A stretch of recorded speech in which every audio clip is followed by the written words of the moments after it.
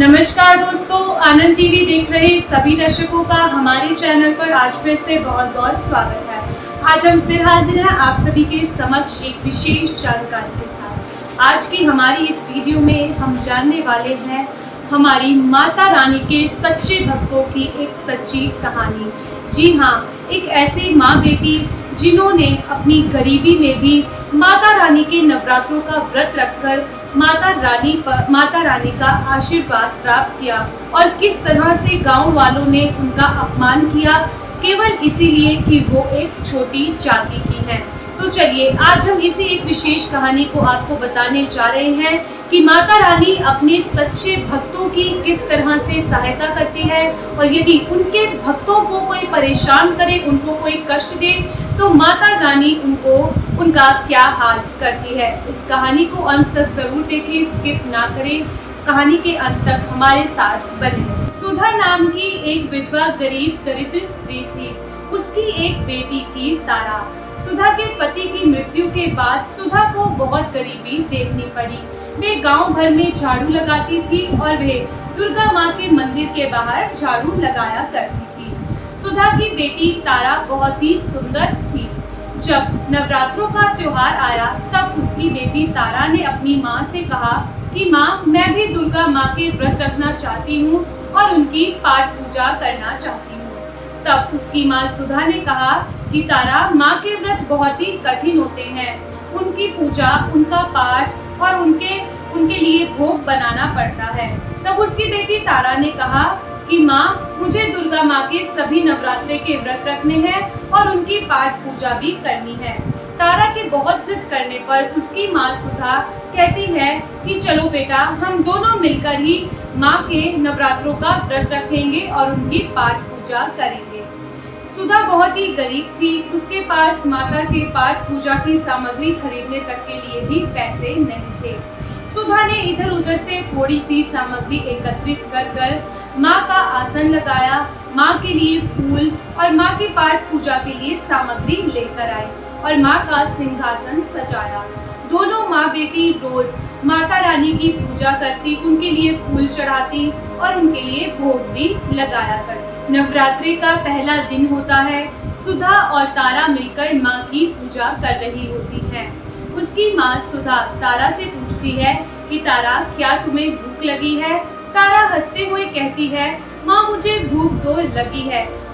उसकी माँ तारा कहती है, संध्या के बाद हम माँ की पूजा करने के बाद और माँ के दर्शन करने के बाद कुछ भोजन खा लेंगे।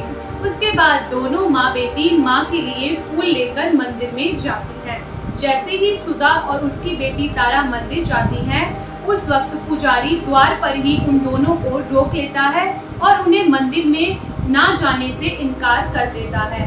पुजारी कहता है कि तुम जैसी दरिद्र और छोटी जात वाले लोगों का मंदिर में आना वर्जित है, इसलिए तुम यहाँ से चली जाओ।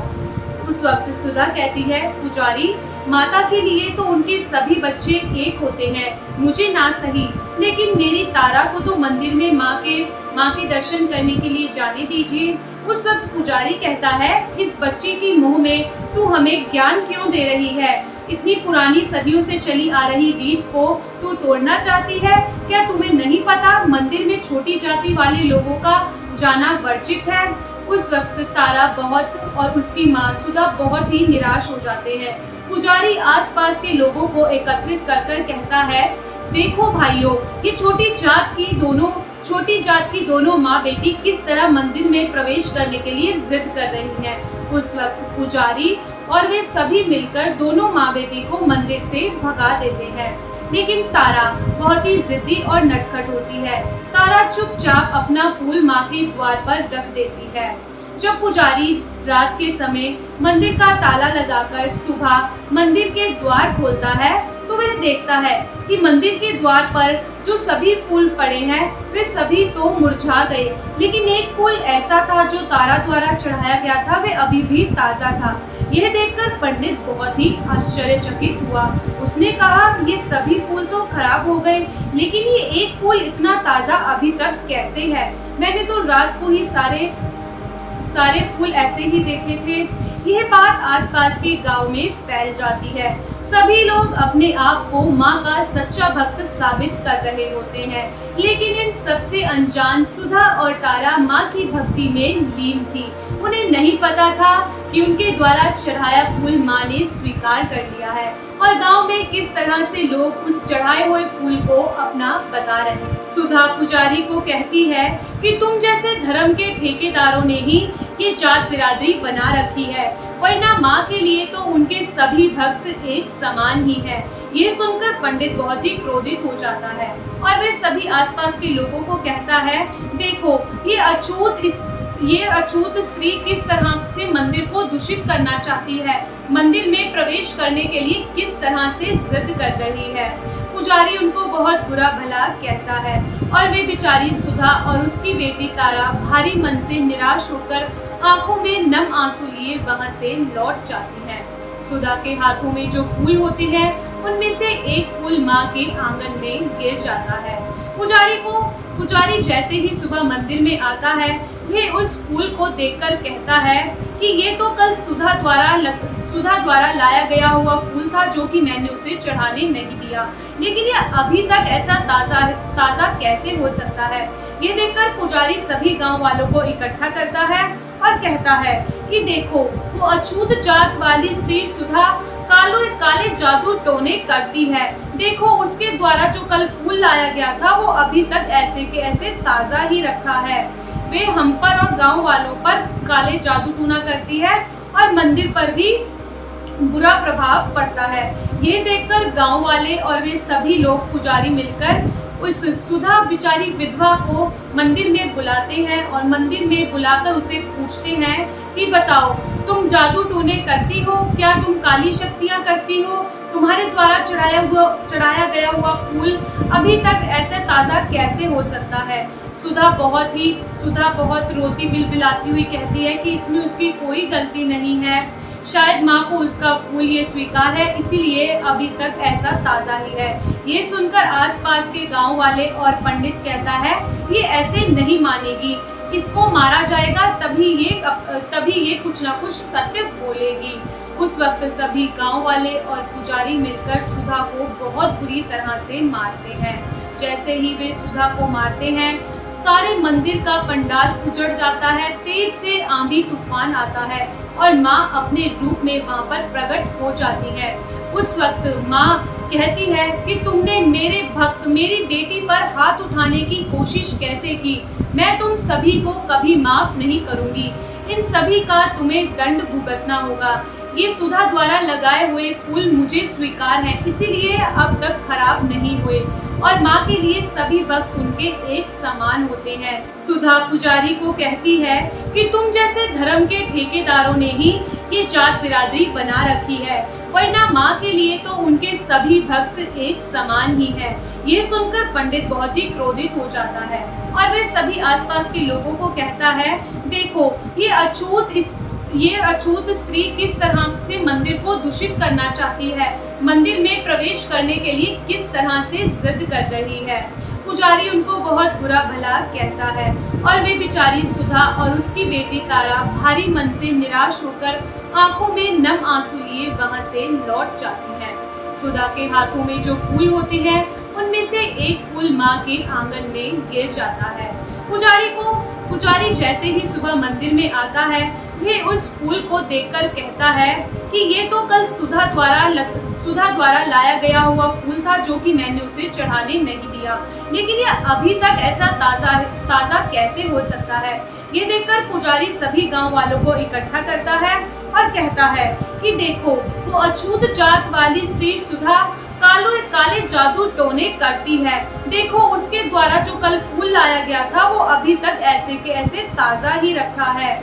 वे हम पर और गांव वालों पर काले जादू टूना करती है और मंदिर पर भी बुरा प्रभाव पड़ता है। ये देखकर गांव वाले और वे सभी लोग पुजारी मिलकर उस सुधा बिचारी विधवा को मंदिर में बुलाते हैं और मंदिर में बुलाकर उसे पूछते हैं कि बताओ, तुम जादू टोने करती हो क्या? तुम काली शक्तियाँ करती हो? तुम्हारे द्वारा चढ़ाया गया हुआ फूल अभी तक ऐसे ताज़ा कैसे हो सकता है। सुधा बहुत रोती बिलबिलाती हुई कहती है कि इसमें उसकी कोई गलती नहीं है। शायद माँ को उसका फूल ये स्वीकार है, इसीलिए अभी तक ऐसा ताज़ा ही है। ये सुनकर आसपास के गांव वाले और पंडित कहता है, ये ऐसे नहीं मानेगी, इसको मारा जाएगा तभी ये कुछ ना कुछ सत्य बोलेगी।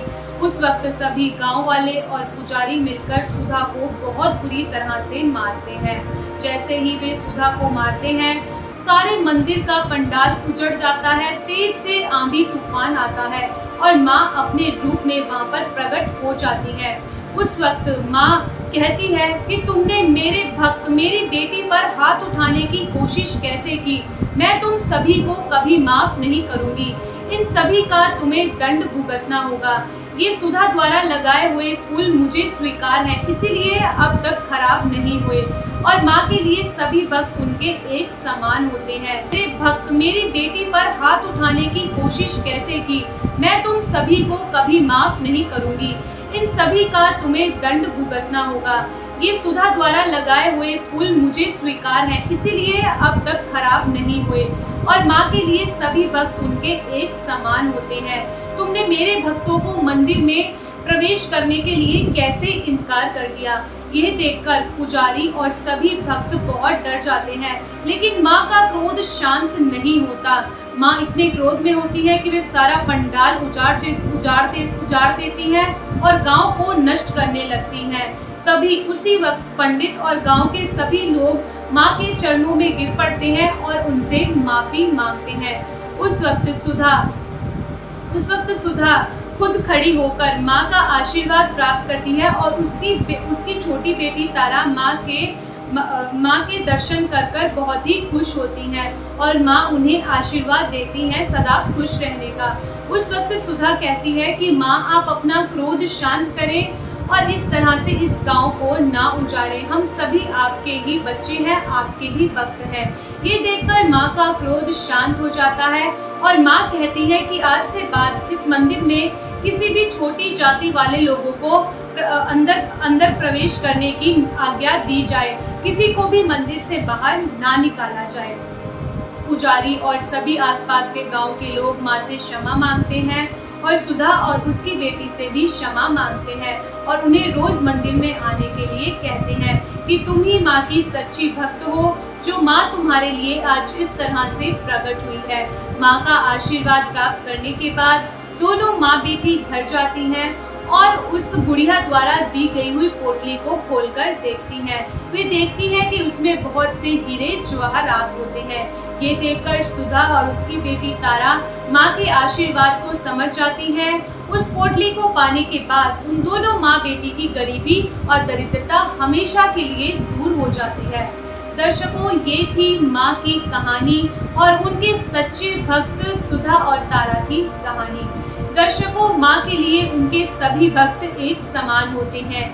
छोटी जात बिरादरी ये सब हम लोगों द्वारा ही बनाई गई है, वरना माँ के लिए सभी लोग एक है। माँ कभी भी अपने भक्तों में भेदभाव नहीं करती और जो लोग माँ की सच्चे मन से भक्ति करते हैं, माँ उन लोगों के साथ हमेशा रहती है और उन पर अपना आशीर्वाद बनाए रखती है। तो दर्शकों, ये थी आनंद टीवी की तरफ से आप सभी के लिए एक कहानी।